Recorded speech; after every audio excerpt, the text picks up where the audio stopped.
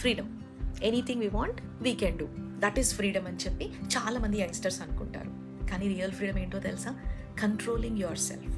అంటే మీకు మీరుగా మిమ్మల్ని కంట్రోల్ చేసుకోగలిగే కెపాసిటీ మీకున్నప్పుడు నిజంగా మీరు ఫ్రీడమ్గా, అంటే ఫ్రీడమ్ని పాటిస్తూ ఉన్నట్టు రియల్ ఫ్రీడమ్ అని చెప్తాము. సో సెల్ఫ్ డిసిప్లిన్ అంటాం దీన్ని.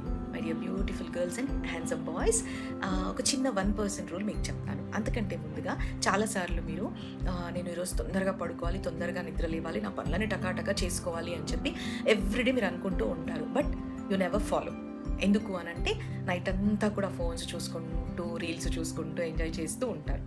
కానీ మీ గ్రూప్స్లోనే, మీ ఫ్రెండ్ సర్కిల్లోనే కొంతమంది ఏమో జర్నలింగ్ చేసుకుంటూ వాళ్ళకి కావాల్సిన కోర్స్కి అవసరమైనవన్నీ కూడా వాళ్ళు రాసుకుంటూ చదువుకుంటూ కొంతమంది ఉంటారు.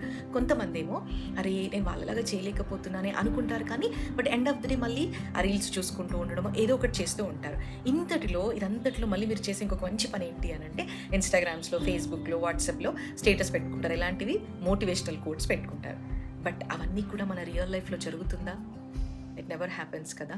ఎందుకు అనంటే మోటివేషనల్ కోట్స్ అనేవి చాలా మటుకు ఫేడ్ అయిపోవచ్చు కదా. ఈరోజు వింటారో రేపు మర్చిపోతారు. కానీ ఎప్పుడైతే మీ లైఫ్ని డిసిప్లిన్గా పెట్టుకుంటారో అది సెల్ఫ్ డిసిప్లిన్ అంటాం కదా, త్రూ అవుట్ యువర్ లైఫ్ మీరు క్యారీ చేస్తారు. సో ఈ 1% రూల్ ఏంటి అని అంటే ఒక్క 5 minutes మీరు ఏవైతే చేంజ్ చేసుకోవాలనుకుంటున్నారో జర్నలింగ్ అంటే నోట్ మేకింగ్ చేసుకోగలిగితే ఆ 5 minutes ఎవ్రీడే లిటిల్గా ప్రాక్టీస్ చేసుకోగలిగితే కనుక ఎండ్ ఆఫ్ ద డే మీరు చాలా చేంజెస్ చూస్తారు. So by end of the year మీ లైఫ్లో మీకు ఎన్ని చేంజెస్ వస్తాయో మీరే చెప్పగలుగుతారు. ఎవరికైనా నచ్చితే కనుక పాటించండి.